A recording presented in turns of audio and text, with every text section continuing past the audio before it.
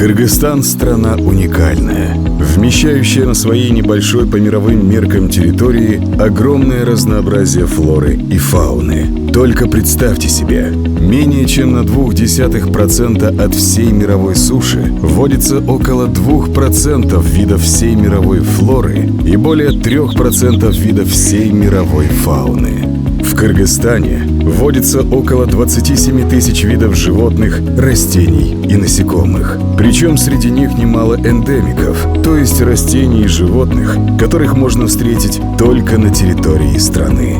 Уникальность природы Кыргызстана признана мировым сообществом, доказательством чего является то, что многие международные организации включили целый ряд его территорий в свои природоохранные списки. Со своей стороны и страна предпринимает серьезные меры по сохранению своего природного богатства. Широко используется хорошо зарекомендовавший себя в мире способ защиты биоразнообразия. Это создание специальных, особо охраняемых природных территорий. В результате удается решать сразу несколько важных задач. Не только профессионально поддерживать естественные экосистемы, имеющие для страны особое значение, но также формировать условия для их полноценного воспроизводства и восстановления. От состояния биоразнообразия прямо или косвенно зависят практически все секторы государства и качество жизни населения. Недаром мировое сообщество основало перспективы своего развития на объединении глобальных усилий и приняло цели устойчивого развития. На сегодняшний день в Кыргызстане функционирует целая сеть особо охраняемых природных территорий, состоящая из 10 государственных природных заповедников, 13 государственных природных парков, 64 государственных заказников, многочисленных памятников природы, а также столичного ботанического сада имени Гореева и зоологического парка в городе Каракол.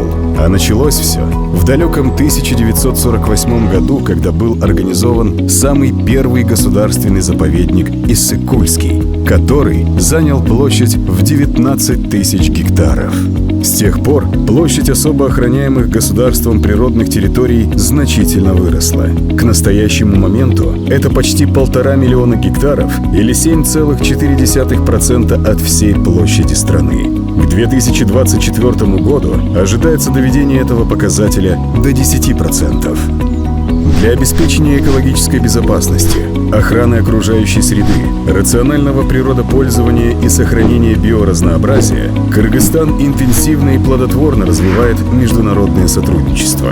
Признавая важность участия в международных конвенциях, выполнения норм и принципов международного права в сфере охраны окружающей среды, страна с самого начала своей независимости поддерживает значимые в этом направлении международные инициативы.